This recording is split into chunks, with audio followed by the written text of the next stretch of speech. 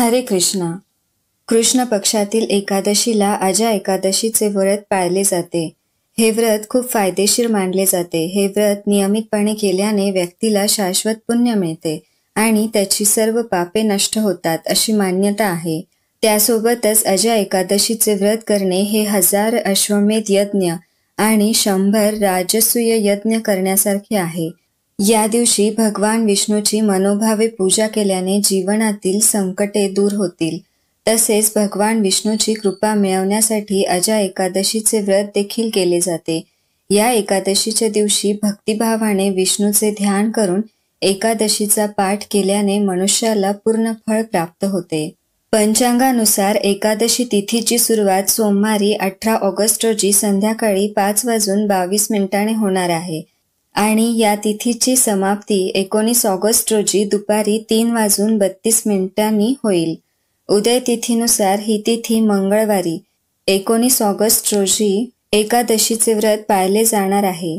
या दिवशी त्रिपुष्कर योग आणि सिद्ध योग तयार होणार आहे.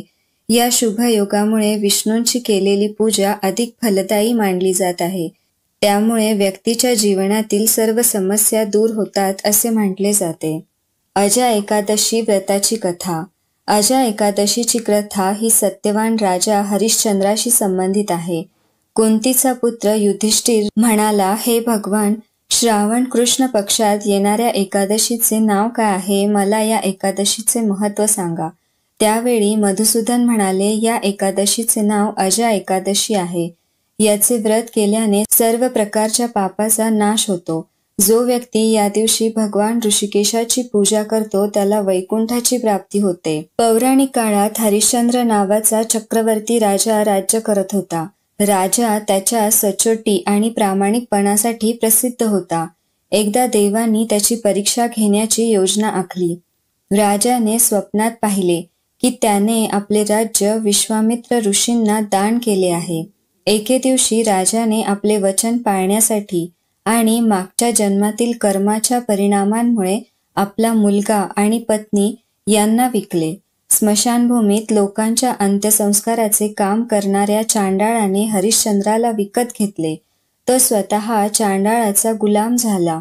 त्या चांडाळाकडून कफन घेण्याचे काम त्यांनी केले, परंतु त्यांनी सत्य कधीही सोडले नाही. बरीच वर्ष निघून गेल्यानंतर त्यांना आपल्या या कृत्याबद्दल वाईट वाटले.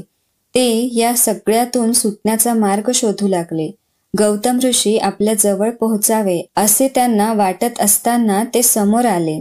हरिश्चंद्राने त्यांना प्रणाम केला आणि त्यांच्या दुःखाची गोष्ट सांगू लागले.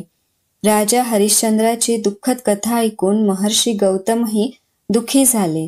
तेव्हा ते राजाला म्हणाले, हे राजा, श्रावण महिन्यातील कृष्ण पक्षातील एकादशीचे नाव अजा एकादशी आहे. या एकादशीला विधीप्रमाणे व्रत करावे. तसेच रात्री जागरण करून पारायण करावे. यामुळे तुमची सर्व पापे नष्ट होतील. असे सांगून महर्षी गौतम अंतर्धान पावले. अजा एकादशी आली तेव्हा राजा हरिश्चंद्राने महर्षीच्या सल्ल्यानुसार विधिवत व्रत आणि पारायण केले. या व्रताच्या प्रभावाने राजाची सर्व पापे नष्ट झाली.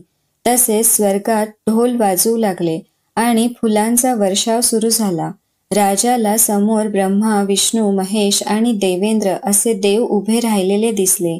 आपला मृत मुलगा जिवंत पाहिला आणि त्यांची पत्नी शाही वस्त्रे आणि दागिने परिधान केलेली दिसली. व्रताच्या प्रभावामुळे राजाला त्याचे राज्य परत मिळाले. ऋषींनी हे सर्व राजांची परीक्षा घेण्यासाठी केले होते, परंतु अजा एकादशीच्या व्रताचा परिणाम झाल्यामुळे ऋषींनी निर्माण केलेला सर्व भ्रम संपला आणि शेवटी हरिश्चंद्र आपल्या कुटुंबासह स्वर्गात गेले. जे लोक हे व्रत नियमितपणे पाळतात आणि रात्री जागरण करतात त्यांची सर्व पापे नष्ट होतात आणि शेवटी त्यांना स्वर्ग प्राप्त होतो. या एकादशी व्रताची कथा नुसती श्रवण केल्याने अश्वमेध यज्ञाचे फळ प्राप्त होते. या एकादशीच्या रात्री काही विशेष उपाय करणे खूप फलदायी मानले जाते. एकादशीच्या रात्री तुळशीच्या रोपाजवळ गायीच्या तुपाचा दिवा लावणे खूप शुभ मानले जाते, कारण तुळशीला भगवान विष्णूंचे आवडते मानले जाते आणि या दिवशी विष्णूजवळ दिवा लावल्याने देवी लक्ष्मी देखील प्रसन्न होते. त्याचबरोबर हा उपाय केल्याने घरात पैशाची कमतरता राहत नाही आणि आर्थिक स्थिती मजबूत होते. भगवान विष्णू पिंपळाच्या झाडात निवास करतात असे मानले जाते. अशा परिस्थितीत अजा एकादशीच्या रात्री पिंपळाच्या झाडाखाली मोहरीच्या तेलाचा दिवा लावावा आणि त्याची 11 वेळा प्रदक्षिणा करावी. प्रदक्षिणा करताना ओम नमो भगवते वासुदेवाय या मंत्राचा जप करावा. हा उपाय केल्याने पितृदोष आणि शनिदोष या दोन्हींपासून मुक्तता मिळते आणि धनाच्या नवीन प्रवाहाचे मार्ग उलगडतात. अजा एकादशीच्या रात्री भगवान विष्णूची पूजा करताना दक्षिणावर्ती शंखात पाणी भरून ठेवावे. पूजा केल्यानंतर ते पाणी घरात शिंपडावे. या उपायाने घरातील नकारात्मक ऊर्जा दूर होते आणि सकारात्मकता पसरते. दक्षिणावर्ती शंख हे देवी लक्ष्मीचे प्रतीक देखील मानले जाते, म्हणून त्याची पूजा केल्याने धन प्राप्त होते. एकादशीच्या रात्री भगवान विष्णूची पूजा केल्याने सर्व त्रास दूर होतात. अशा परिस्थितीत रात्री भगवान विष्णूंना केशर मिसळलेल्या दुधाने अभिषेक करावा. अभिषेक केल्यानंतर भगवान विष्णूंना तुळशीची पाने आणि पिवळी फुले अर्पण करावी. हा उपाय केल्याने जीवनात सुख, शांती आणि समृद्धी येते. इति श्री अजा एकादशी व्रत कथा श्रीकृष्ण चरणार्पणम वस्तु.